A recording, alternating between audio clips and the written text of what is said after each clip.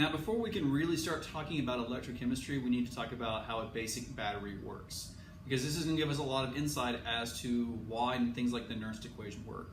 So what I've got up here is a battery. It's crudely drawn, but it is a battery, and this is basically how every battery works.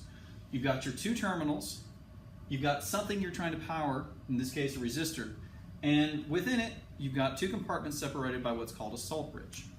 So what are the components that make up a battery? Well, you said before, these are the terminals. And we've got two terminals. We've got the cathode and the anode. So we've got cathode and we've got anode. So what reactions occur at the cathode and anode? Well, the easiest way to remember this is red cat. Reduction occurs at the cathode. So our cathode reaction, we have some element X plus however many electrons are being transferred to give us X minus.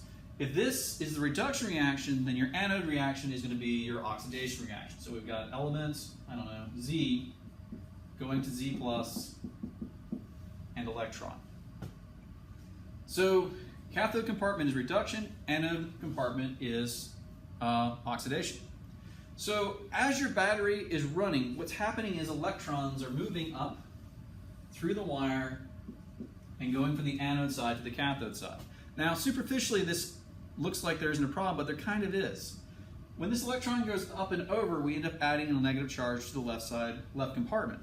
So there's less reason for each electron to keep going over, because as we build up electrical charge here, what we're doing is we're creating a negative charge buildup that's going to push the reaction backwards. So to compensate for this, between the two compartments here is our salt bridge. And what the salt bridge does is it only allows anions, or cations, depending on how you look at the charges, but it will only let ions flow from one compartment to another. So let's say we had something like Cl-, a chloride ion. Once this electron makes the jump over from the anode to the cathode, this negative charge pushes the chlorine, Cl-1, over to the cathode, to the anode compartment. And this basically compensates for the charge. So our salt bridge here is to make sure that when we transfer electrons over, an equal number of negative charges are making their way back over to the other side. Now, electrons can't transfer between the salt bridge, and because they can't transfer between, the electrons only have the choice of going from the anode to the cathode. Now, in terms of charges, oddly we consider the cathode positive and the anode negative. So if you ever look at your battery terminals in your car, the cathode is positive and the anode is negative. Now, you may ask yourself, why do we do this? And a physicist may rationalize to you that, well, the electron is going from here to here, so this has to be positive because that's where the electrons want to go to. The honest answer is actually historical. Benjamin Franklin defined them backwards. Really, this is where all the negative charges are going to, and this is where all the positive charges are being formed, but for a battery, the cathode's positive and the anode's negative. So this is the basic schematic of a battery.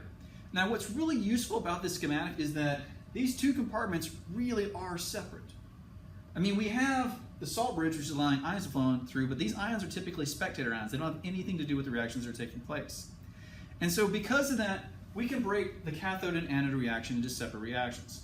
So we have a voltage associated with the cathode, and we have a voltage associated with the anode. And if we know the voltage of this reaction, and we know the voltage of this reaction, then it becomes possible for us to actually figure out what should be the voltage of that battery, which we'll build into in the next video.